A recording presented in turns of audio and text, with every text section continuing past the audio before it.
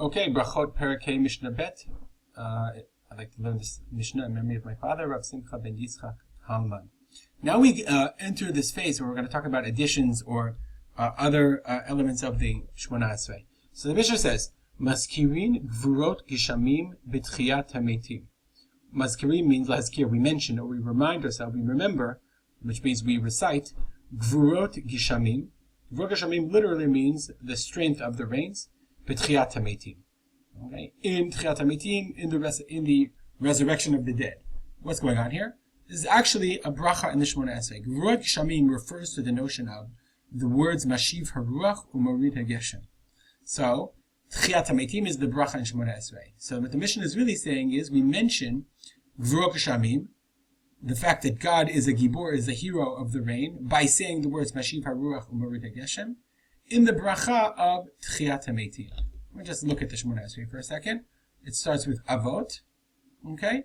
Then it says gvurot, okay? Ata gibor leolam Hashem, mashiv haruach u'morid hageshem. So since we're in gibor, God's gvura, the mention of mashiv haruach u'morid hageshem is gvurot gishamim. And obviously, this is in the bracha that Chazal called Berachot Hashem mechayei hametim, in the bracha of tchiyat hametim.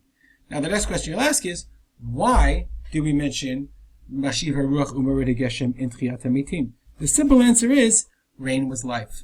Rain wasn't life, rain is life. So therefore, it makes perfect sense that in the bracha in which we mention that God will one day revive the dead, there will be tchiyat hametim. There's an ongoing tchiyat hametim that happens every time that it rains.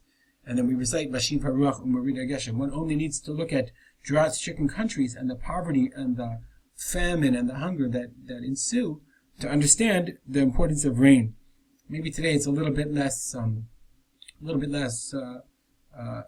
impactful, at least in Israel and in America, where there's modern technology and they have ways of making water, actually, nowadays, especially with the desalination, etc., etc. Nonetheless, rain is still considered important. When it rains in Israel, especially the first rain, it's considered a monumental event, an important event. Even today, we relate to the idea of gishmei bracha and the importance of the rain for the economy and for the country itself. Okay? So that's why mazkirin gvurot gishamim b'tchiyat hametim. We continue. V'sha'alim gishamim. So that's mazkirin, we mentioned. We don't ask for rain, you notice. Mashiv haruach u'morid hageshem is a description of God. God is mashiv haruach, who blows the wind and brings down the rain. We're not asking for anything. When do we ask for it? When do we ask for rain? In Berachot Hashanim. Barech, why is it called the blessing of the years? The blessing of the years is essentially the blessing for Parnasah. Barech aleinu Hashem Elokeinu et hashana hazot, it's the blessing of this year. Vet kol minei tvuata letovah, and all of its grains for good. V'tein tal u'matali bracha, rain. Give, do, and rain as a blessing. And that is the code, as it were, for any type of blessing on Parnasah and well-being. So when do we do that? B'sho'alim shamim, b'berachot hashanim. And that actually makes intuitive sense. Right? The Berachot Hashanim is about the need for sustenance. So therefore, when do we ask for rain? When we need Parnasah. When we need sustenance.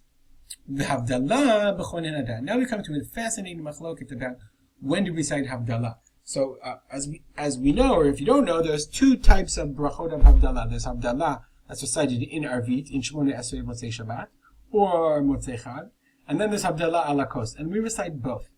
So if I were to ask you, just to throw it out there, do you think that Havdalah, we know what the halacha is. We paskin, when do we say Havdalah? We say it on Atach Chonantanu. In the bracha of Atach Chonen la'adam dat, and then in Motzei Shabbat we say Atach Chonantanu l'madat Toratecha. You have Chonantanu, you have graced us to know your Torah. Tamdenu la'asot chokei v'tzonecha, you've taught your chukim. V'tavdel Hashem Elokeinu bein kodesh l'chol ve'in or l'chol. You divided between kodesh and chol, sanctity and mundane and profane, between the night and the day, Yisrael Amim, etc., etc. Okay, that is how we pass it. But it's actually a three-way machloket. Okay, the Tanakama says Havdalah was in the bracha of Chonin Hadat. Rabbi Akiva says Omra bracha revi'it la'atzma. No. You don't say in Chonin Hadat. Rather, you finish Atakadosh, Berachot Hashem Alakadosh, before Chonin Hadat, you have a bracha, you would say a separate bracha of Havdalah. Okay? You would have a separate bracha.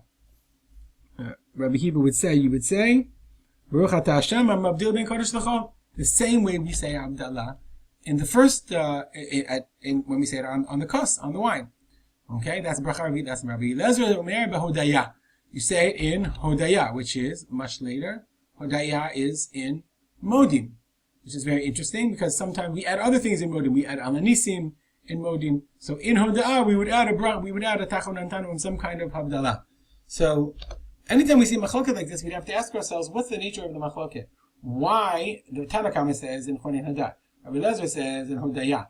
So which one? The one is an outlier is Rabbi Akiva, who says it's a bracha to itself. So who's more obvious and more interesting?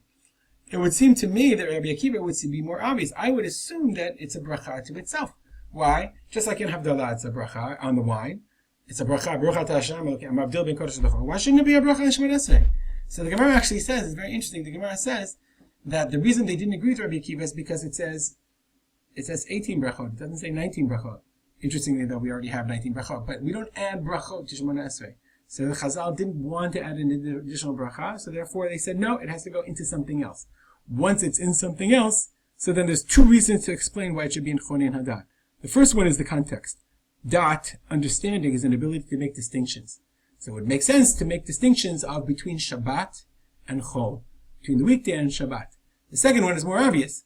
The bracha of Chonin Hadat is the first bracha that we recite that's unique to the Yom Chol, the weekday. Since it's the first bracha, so it would make sense to say the Havdalah in the first weekday bracha that you come across during Arvit. Either way, as we said, we paskin like the Tanakama, and we say Havdalah and Chonin Hadat, and then we also recite it later on, Al HaKos.